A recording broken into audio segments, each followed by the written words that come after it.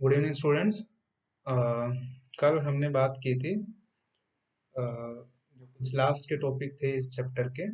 ये जो chapter 1 geography का है क्लास 6 का, इसमें जो लास्ट के टॉपिक थे एस्टेरॉइड्स, मेटेरॉइड्स और गैलेक्सी यूनिवर्स, इसके बारे में बात की थी। ऑलरेडी जो चैप्टर का स्टार्टिंग से जो नोट्स है वो दिए जा चुके हैं, लेकिन उन पे वीडियो मैंने भेजा नहीं है। तो हम आज चैप्टर का जो स्टार्टिंग है उसमें से थोड़ा सा कोशिश करेंगे समझने की, जहाँ से चैप्टर स्टार्ट हो रहा है उसके बाद आगे बढ़ेंगे और उसके बाद जो है क्वेश्चन आंसर जो सेशन है उस पर चलेंगे। तो स्टार्टिंग से पढ़ते हैं कि इस चैप्टर में क्योंकि आगे जो हमने कुछ कुछ कॉन्सेप्ट पढ़े थे उसमें कुछ कुछ चीजें ऐसी यूज हो रही है जिसको जानना जरूरी है मेरे ख्याल से पहले। तो सबसे पहली बात तो है सेलेस्टियल बॉडीज। एक टर्म जो यूज हुआ है that is celestial body. Now what do we mean by celestial body? आपने देखा होगा कि जब रात में हम बाहर निकलते हैं, when there is a clear sky, night में जब हम बाहर निकलते हैं, when there is a clear sky, then we large number of objects in the sky. बहुत सारे ऐसे हमें ऑब्जेक्ट्स दिखते हैं। Some are twinkling, some are not twinkling, some are very bright, some are very dim. बहुत सारे ऐसे object हमें दिखते हैं, कुछ शाइन ज्यादा कर रहे हैं, कुछ कम कर रहे हैं। लेकिन अगर हम गौर से देखेंगे उनको, if we see them carefully, all of them are not all of them are not twinkling, you know some are twinkling, some are not twinkling. तो ये जितने भी बॉडीज हैं, whatever you see on a clear in a clearer sky in the night, all of them are known as celestial bodies. Celestial body का मतलब है इस अर्थ के एटमोसफेयर से बाहर हम जो भी देख पा रहे हैं एक स्काई में, जहां तक हम देख पा रहे हैं, और जो नहीं भी देख पा रहे, because there are some objects which we are not able to see, all of them are known as celestial bodies. यानी उसमें सब कुछ आ जाएगा। सेलेस्टियल बॉडी क्या क्या आएगा, वो आगे हम देखेंगे। अगर मून की बात करें भी तो मून जो है, it it looks different on different days. Some day it is very it is full, some day it is half, some day less than half. It keeps on increasing. जब ये full होता है, जिस दिन महीने में एक बार, वंस इन अ मंथ जो है, we can see the full moon. और जब फुल मून देखते हैं, it is known as the full moon night, और हिंदी में जिसको बोलते हैं पूर्णिमा। पूर्णिमा होता है when we see the full moon. और उसके बाद क्या है, it keeps on decreasing day by day. और एग्जैक्ट आफ्टर 15 डेज, 15th जो डे होता है, then there is no moon. तो इस जो नाइट होती है इसको बोलते हैं न्यू मून नाइट, और हिंदी में जैसे बोलते हैं अमावस्या। अमावस्या के बाद जो है कंटिन्यूअसली फिर इट कीप्स ऑन इंक्रीजिंग। धीरे धीरे इसका साइज जो है वो हमें बढ़ता हुआ दिखाई देता है। एंड अगेन आफ्टर 15 डेज क्या हो जाता है, एक फिर से फुल मून हमें दिखाई देता है। तो once in a month we can see a full moon. एक महीने में एक बार जो है हमें ये फुल मून जो है देखने को मिलता है। ठीक है। अ, अब देखो, कुछ चीजें ऐसी है, हमें ये लगता है कि नाइट में जब हम निकलते हैं तो हमें बहुत स्टार्स दिखते हैं, चीजें शाइनिंग करती हुई दिखती है। दिन में क्यों नहीं होता है? सो दिन में इसलिए नहीं होता है because the sunlight does not allow these objects for shining. ये जो सनलाइट है ये अलाउ नहीं करता है, क्योंकि इसका लाइट इतना होता है, इसके लाइट की वजह से बाकी ऑब्जेक्ट्स हमें दिखाई नहीं देते हैं। तो इसीलिए नाइट में जब सन नहीं होता है तो हमें ये बाकी का लाइट जो है, इन इन सारे ऑब्जेक्ट्स का लाइट जो है वो दिखाई देता है when there is no sun in the night. So celestial body हमें समझ में आ गया है, चाहे वो स्टार्स हैं, चाहे वो प्लैनेट्स हैं, चाहे मून है, सैटेलाइट्स हैं, ये सारी चीजें हम डिस्कस करेंगे क्या क्या चीजें हैं ये सारे के सारे all are celestial bodies. So whatever you see in a clearer sky, it is known as celestial body. Whatever is there outside this earth's atmosphere, जो भी स्पेस में दिखाई देता है, सारी celestial bodies है। अब इन celestial bodies में कुछ bodies क्या होती है, they are very big and hot, and they are made up of gases. They are made up of gases. They are very big, they are very hot. और एक खास बात उनमें ये है कि they have their own heat and light. उनके पास खुद का लाइट, खुद का हीट होता है. उनको लाइट या हीट किसी से लेना नहीं पड़ता. They have their own heat and light. और वो क्या करते हैं, बहुत ज्यादा अमाउंट में लाइट को एमिट करते हैं, यानी छोड़ते हैं, दूसरों को देते हैं. These objects are known as stars. यानी स्टार्स वो सेलेस्टियल बॉडीज हैं which have their own light and heat. जैसे सन है, sun is also star. Sun भी एक स्टार है. अब बाकी स्टार जो है वो हमें दिखाई क्यों नहीं देते हैं, अकेला सन ही क्यों दिखाई देता है? Because sun is the nearest star to the earth. सबसे नजदीक में जो स्टार है वो कौन है? सन है. बाकी जो स्टार्स है वो दूर है, इसलिए वो दिखाई नहीं देते हैं.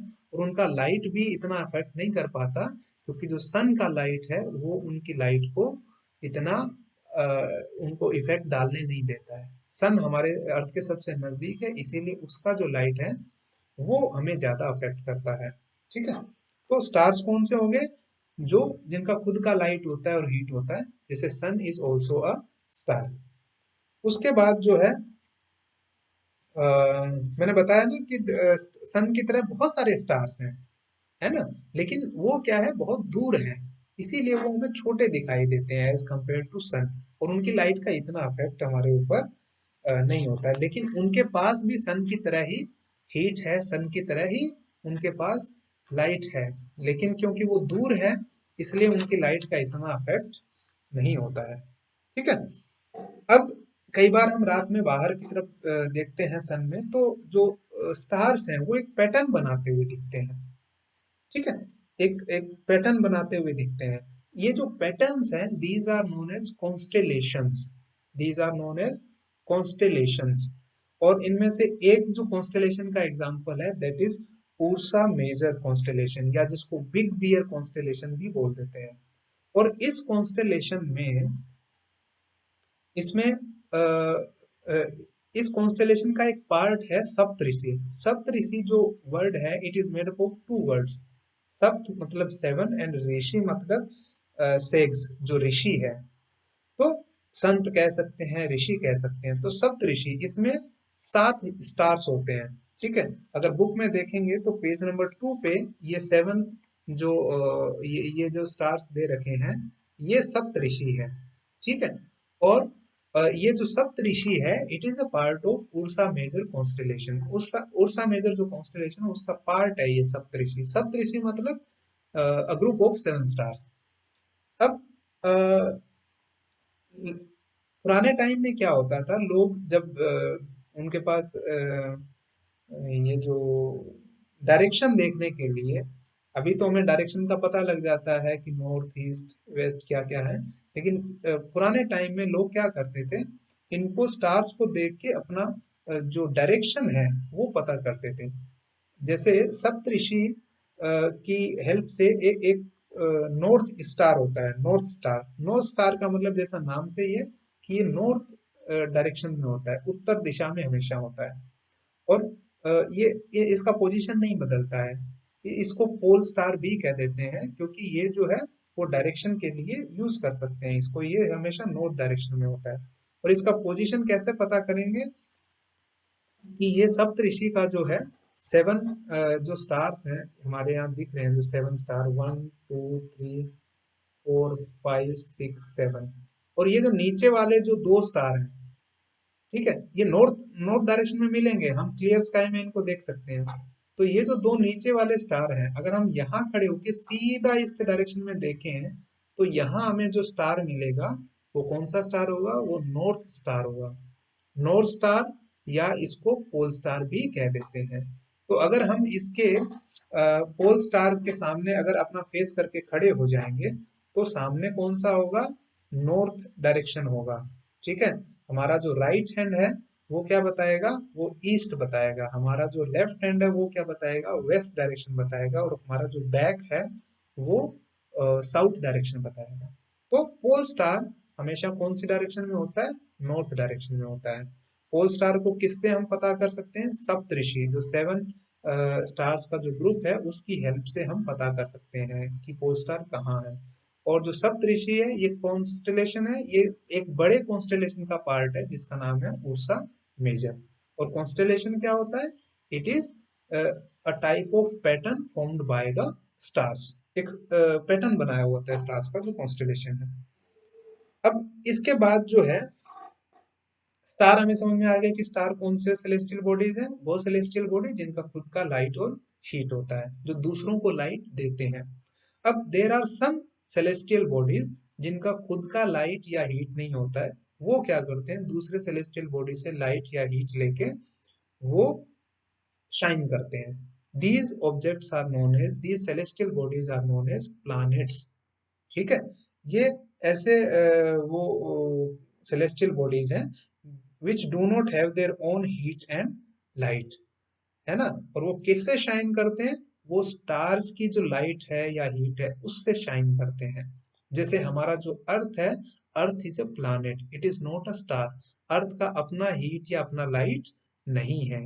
ये किसका लाइट या हीट से शाइन करता है? ये सन का हीट या लाइट से शाइन करता है, तो ये प्लैनेट है। और ये जो प्लैनेट वर्ड है, ये ग्रीक वर्ड प्लानेटाई से आया है, जिसका मतलब वॉन्डरर्स। वॉन्डरर्स का मतलब घूमने वाला। और ये जो सारे प्लैनेट्स है, दे रिवॉल्व अराउंड द स्टार्स। जो प्लैनेट्स हैं वो स्टार्स के अराउंड में रिवॉल्व करते हैं। और हमारा यहाँ स्टार क्या है? हमारा स्टार यहाँ सन है। सन इज ऑल्सो स्टार, जैसा बताया। तो ये प्लैनेट जितने भी है वो सन के अराउंड में रिवॉल्व करते हैं। और ये अपना हीट और जो लाइट है वो किससे लेते हैं? ये इससे, सन से लेते हैं। ठीक है।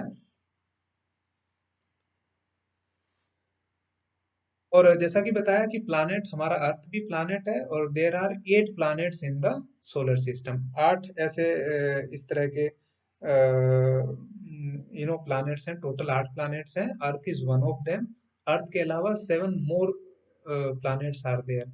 और प्लैनेट्स का अपना खुद का लाइट और हीट नहीं होता है।